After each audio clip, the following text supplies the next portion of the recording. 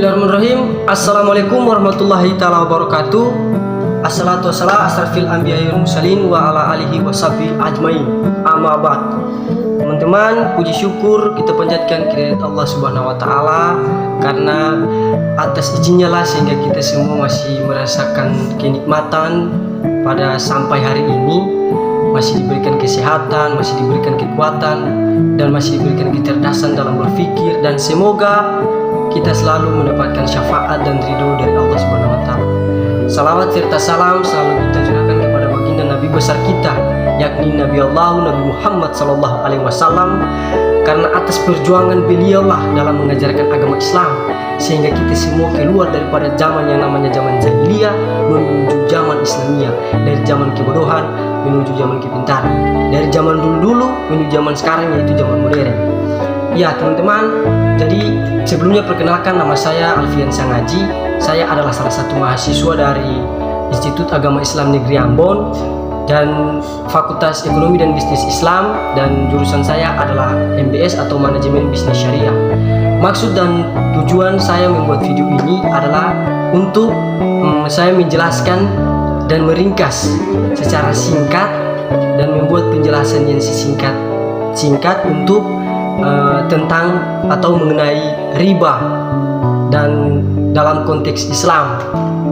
Pasti teman-teman sudah paham apa itu riba, tapi dalam hal ini saya akan membahas persoalan riba yang diharamkan dalam agama Islam, terkhususnya agama Islam. Jadi pasti dari situ pertanyaan yang lewat dalam benak kita atau dalam pikiran kita, loh kenapa riba itu haram? Padahal kalau kita melakukan yang namanya riba, karena riba ini adalah salah satu kegiatan yang biasa kita temukan itu di kegiatan transaksi.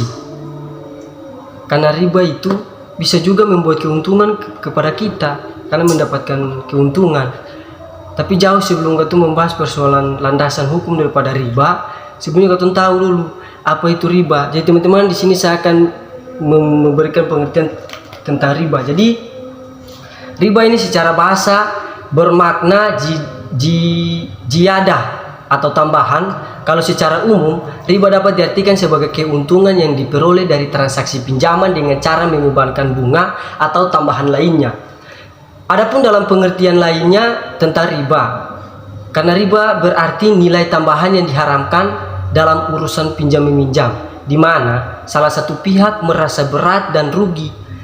Tapi kalau dalam Islam, hukum riba adalah haram. Kenapa? Karena keharaman ini didasarkan pada prinsip-prinsip Al-Quran dan ajaran Nabi Muhammad SAW.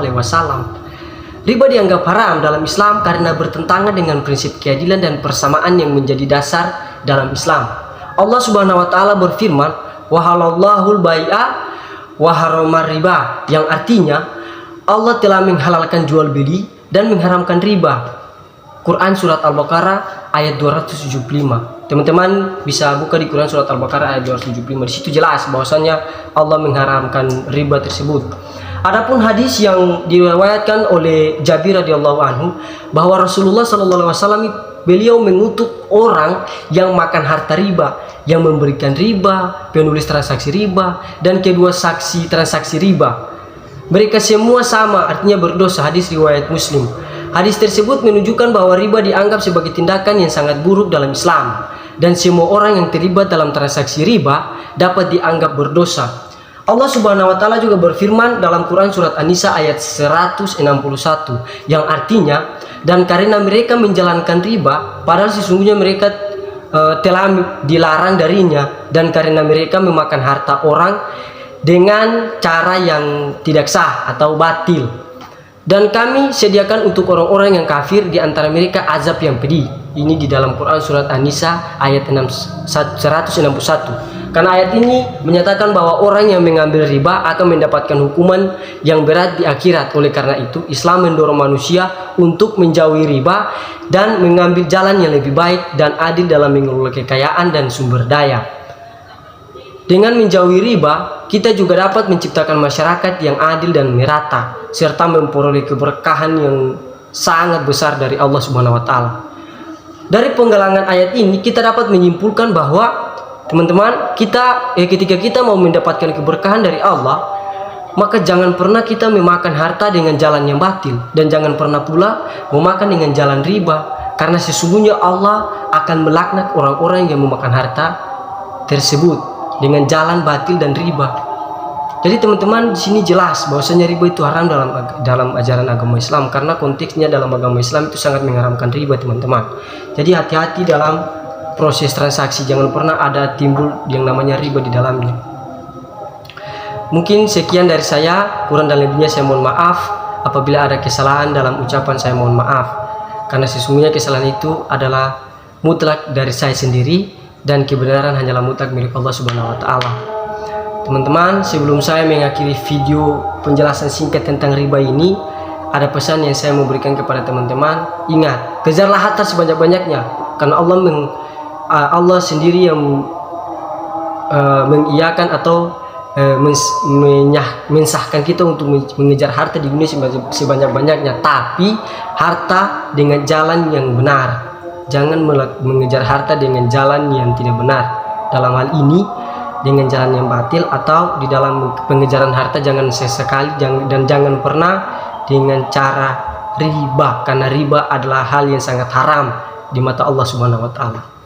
Sekian dari saya, mungkin dari video singkat ini akan bisa membawa manfaat kepada teman-teman, dan semoga teman-teman juga bisa paham persoalan riba, dan sudah terjawab pertanyaan di benak teman-teman sekarang, kenapa riba itu haram dalam Islam. Karena itu tadi, riba adalah salah satu kegiatan yang sangat mencolok atau menjatuhkan kita ke dalam jurang, sehingga kita akan dilaknat oleh Allah Subhanahu wa Ta'ala kalau kita menjalankan yang namanya riba, memakan harta dengan jalan yang riba. Sekian dari saya, billahi taufiq wal hidayah. Wassalamualaikum warahmatullahi taala wabarakatuh.